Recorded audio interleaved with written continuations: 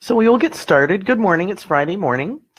My name is Virginia Weiskopf of Weiskopf Consulting, all things technical and social. I'm your personal technical guide, not every Friday, but most Fridays. Today, Jen was supposed to join us and had some great insight as she was one of her nonprofits that she does. She coaches entrepreneurs, and all of us entrepreneurs work from home, or a lot of us. But this morning she woke up and had no power. And she was trying to find some place to go, but you can't even go to the library or to Starbucks or to the coffee place because everything is shut down. So I don't know if she's going to try to get on with her phone. She may join us partway through. Otherwise, it will be me, and we will get started. So how do we succeed as a remote worker? For someone like me who has worked out of their home office for a long time, some of these things I've learned over the years. For those of you who work in an office, who have to work from home, who have kids at home, everything is becoming overwhelming. So we need to understand what it is to be a remote worker and how to best balance everything.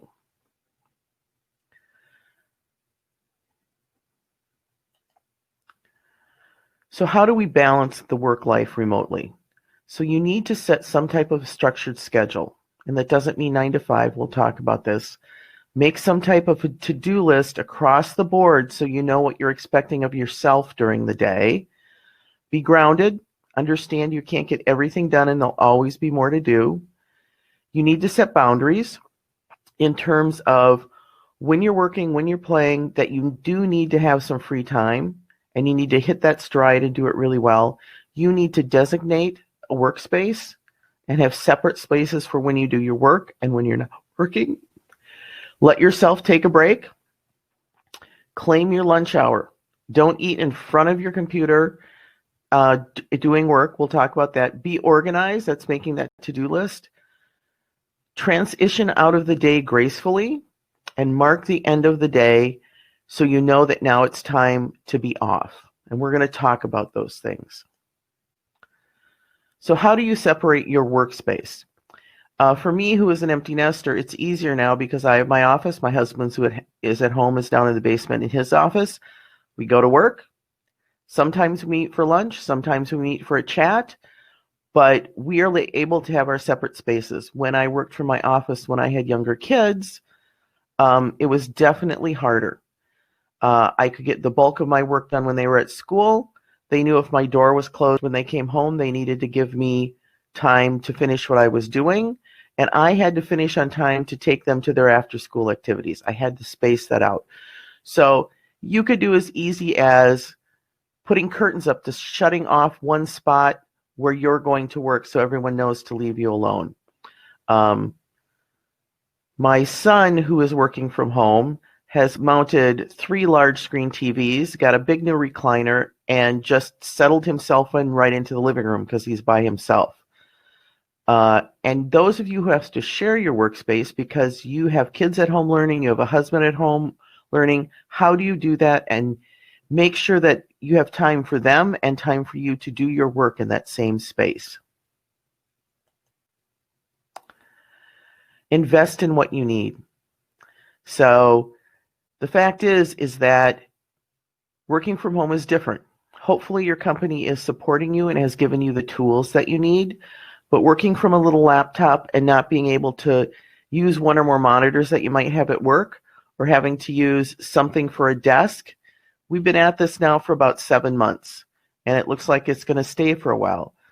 So what can you do, whether you need to order a new desk to put in a corner, whether you need work to help you set up by sending a monitor home or sending the things home that you need to find a way to be comfortable, not moving from place to place to place. Now, I have to say, this toilet tissue one here, getting your computer up is great because one of the things that I see a lot, and we'll look at this in the Zoom calls, is everyone is looking down at their laptop, and you need to get it up so that your neck and the view of you is good. So even I, on mine, move my camera around, and I have a moving desk so I can move it down so you can see more of me. Or I can move it up if I want more of the background, and I can adjust what my background looks like. So you need to invest in what you need, whether it's a new camera, whether it's a green screen, but invest in what you need to do your work. Then we're getting to this upgrading and utilizing your backgrounds. So if you're doing Zoom, you can put a background in. Don't let it be pixelated. Make sure that your camera can handle it, that you have the background to handle it, because there are requirements for how strong of engine your computer is to change that background. And you want to make sure that what you're portraying is professional. And that's what you want people to see. So whether it's your actual office, which you see here on this, or when I do Zoom meetings, I use a virtual backdrop, you need to make sure that you're the most presentable you are and utilize what you're doing in your space. I actually put up lights on my desk. I got a new camera, and I put a curtain rod in behind that I can move my green screen back and forth, so I really don't have to leave my desk. I have that luxury, but then I don't have to. I used to have it set up somewhere else. It makes it easy for me to continue my work without not having to constantly redo everything. The biggest thing I have to do is on Fridays is my bookshelf, because this platform doesn't use a virtual background. You have to put a third-party piece in. I have to clean off my bookshelf in the back and pile it on my table. So you'd think I'd put it away, but no, I just pile it. So we want to expand the capabilities of video meetings. So how can we do that? Is it easy for you to do? Is it integrated into your calendar? Is it integrated into your desktop so you can do it? Do you get notifications so you don't miss anything? Is it easy for you to get on? You know, it's not a major hurdle each time. And can you have chats and videos with your teammates instantly, just like you would walk to their office? We want to expand our capabilities and find what works for us, not just Zoom. And I love Zoom. I used Zoom long before it was popular. I've added a new platform. This is called Webinar Jam to give my webinars. I really like it because it's very easy for people to get on. But we need to think of what other pieces we can use that make it easy for us to stay connected. So let's talk about getting the stress out of your life and making a to-do list. I've always made a to-do list. I don't know about others, but now you have a lot going on in your house and you're working from home. So what is it do you want to accomplish during the day? What is it for work? What is it for your kids in school? What is it for your family? And what is it personally? Make that list. Put times in if you want, because now we're scheduling time differently so that you know what needs to be done and you're not stressed over what you're doing. You know that you're working from a certain time to a certain time, you're stopping to help your kids, and then you're not in your office worrying about your kids, and you're not out working with your kids worrying about what's doing in the office.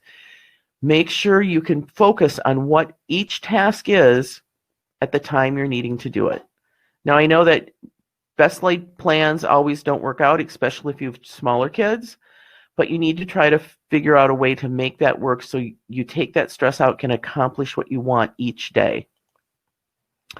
So this goes back to nothing is traditional, right? It's not, I get up at 9 and go to work, I have my lunch hour, and I come home at 5, and I deal with the kids. You're all together now, it's all packed together, so there needs to be this flexibility thing. I know that people have always said to me, well, you can just do anything you want anytime because it's your own time. It is my own time. But if I decide, and this was before we were all locked down, I was going to a lunch meeting or going to meet a friend for lunch or running an errand personally, I knew that I would have to make up that time later. Maybe an hour at night, maybe an hour after the kids went to bed, because that's the best time for me to work as a solo business person, and I have my office at home. So you need to look at your schedule and block out the work hours that work for you to get your work done and what feeds your soul. Working with your kids, taking a coffee break, maybe meeting your husband who's downstairs in his office for lunch in the living room, so that you have some type of routine that helps you get through the day and accomplish what you need to do. We also want to follow company rules and standards. So if you look at these two Zoom pictures, what do you see? You see those who have put on a good face over in the right-hand bottom corner where they have a Zoom background or they clean their office up or they have the lighting is correct. And then you see the Zoom meeting up on the top where everyone is dark and pixelated and you can't see them. They're sitting in front of a window, so their face is dark. We need to know what is expected of us and what we're projecting to those on camera. Now, this doesn't mean you have to get rid of your yoga flat pants or your slippers. I have my slippers on this morning, my new fuzzy slippers, because it's cold now. But we need to make sure that what we present is presentable, that people see us in the light we want to be taken, and we take the time to do it. And it's not that hard to set up. You can get a camera, a green screen, and lights for under $100 for the whole package from Amazon. And if you need that, that's something you need to ask your company if they'll pay for or provide for you to get your job done. So for me as an entrepreneur, and I do have employees who work for me, and all my employees are remote, they always have been. I used to, before COVID, have them come in once a week on Monday. And as my company grew, I found that it was less productive because I didn't get one-on-one time with everyone. So after we've gone to the COVID piece, now everyone works from home. We have once a week meeting, and then I work with each person individually. When we have our Monday meeting, we talk about everything that needs to be accomplished for the week. It's assigned to those employees, and they know when it's due, if there's deadlines during the week for our clients, and it's their responsibility. I don't need it right away. I need it by the date that it's due, or I need to look at it before the dates that it's due. So you need to help your employees understand what their priorities are for the week, when you need it from them, and if you need to schedule an individual meeting with them to talk about it, you need to do it on that first meeting on Monday. So I've planned my week. My employees know what their tasks are and what they're dealing with, and now they can be flexible working from home. They can fit in what they need to do and get their work done. And that works for me. But you need to make sure that you as an employee know what your deadlines are. So if it's due on Friday, you don't have to sweat about it on Monday and Tuesday. You can figure out when the week is you're going to do it and have it done by the date it is. But you need to help your employees do that as an employer, or you as an employee need to be able to ask, what are my deadlines, so you can space it out and get your work done easily and in a time frame that works for you working from home. So another big challenge is nonverbal communicating. So when we're in a room and we're talking to people, we all have the ability to sense what people are saying or doing or their body language. So it's important to know that, because it's just like when you get a text or an email and you read it 3 or 4 times and you think, how do you think he meant that? I'm reminded of a scene from one of my favorite movies, The Martian, when the guy was sitting on the floor and he was repeating what was texted back to him or emailed back to him from Mars and asking the other person, how do you think he meant this? So we do need to be more aware of body language that we see on our video calls, and we have to be aware of what we're projecting as body language. That reminds me of the commercial they do with Flo, where the one person is doing her nails, chewing gum, and talking to someone off camera. So what are those communications? What are we doing? Everyone knows when you go like this to the person who's talking that they've muted themselves and we can't hear what they're saying. So there are even more new skills, and you need to know what those verbal cues are when you're in a meeting and pay attention to them, not be distracted by what's on your other computer screen, what's on your phone. And I'm guilty of doing it also, triple multitasking. But if you need to be in a meeting, you need to be present. So now we're going to talk about a little different examples of things that you can do. So if you're in a family and you have kids and a husband and everything, let's split up our areas, designated areas. So in one family, they split the house by floor.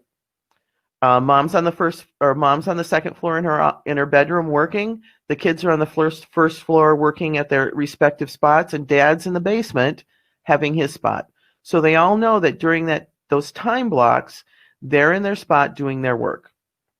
That doesn't mean the kids or Dad are not going to break those quarantines or those spaces, but you can always try. You can use different apps like Donut, Water Cooler to create meetings, or Google Hangouts. My son owns a business, and he immediately went into lockdown, but his business is all online, and he has a voice over IP system. But they need to hear what each other is saying and talking because they're brokers. And so what he did was everyone was sent home. They took their voice over IP phone, their whole setup, and then they all got a tablet, and they were all on Google Hangout. And I think they've moved to Zoom by now, so that they could have conversations and hear what everyone else was doing. They made it work, even being from home.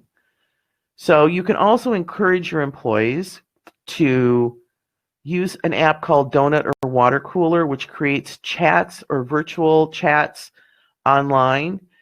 When I do webinars and when I do meetings, I always have chat open because everyone likes to chat, not necessarily with the moderator, but in between themselves. And I think helping employees connect still, have time to talk about their challenges, makes them feel more like they're connected, and you should do that. You might even want to do virtual lunches or happy hours with your employees. Maybe for an employee appreciation, I could certainly send lunch to all of my employees on a certain day, and we could all get together and just have a conversation, not just the meeting that talks about everything, but something that gives us the ability to just take a step back and take the stress off of everything that's going on. Or you could do fun games, push-ups before you talk, if you don't take yourself on mute. And I thought we had a slide that had a bingo game on it. I'm not sure if we used that.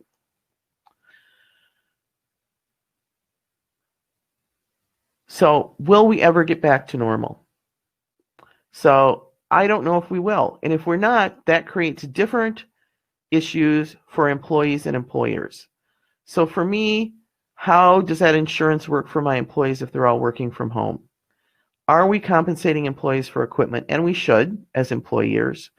If your employee has decided that they can work remote and they're always going to remote, what if they move to another state? Because now you're paying state taxes in another state as an employee, and you're also working with different time zones. So you need to take that into consideration. Because I think we're never going to go back to everyone comes into the office. I think that it will always be a hybrid, and there will be people that work from home. And a co-working space for in-person when you can. So now the co-working spaces where you can rent an office are going to become more prevalent than they were before, because we're staying home and working, but now we need to get together for a meeting, and we can go there for a meeting and meet people and have a conversation.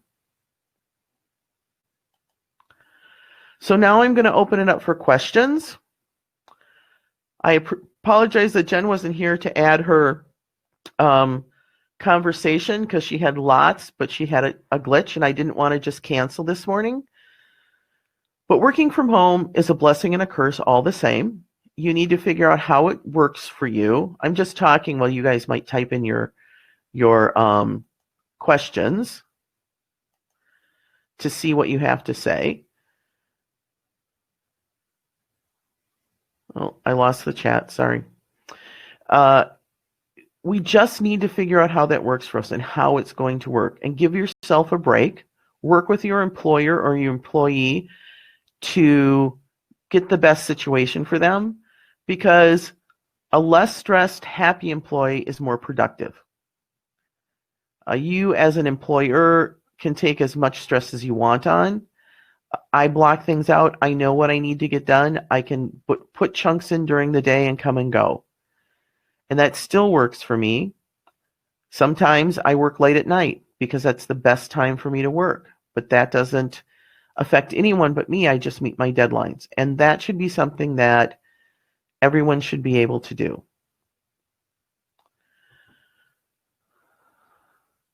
So I am not seeing that we have any questions at this point.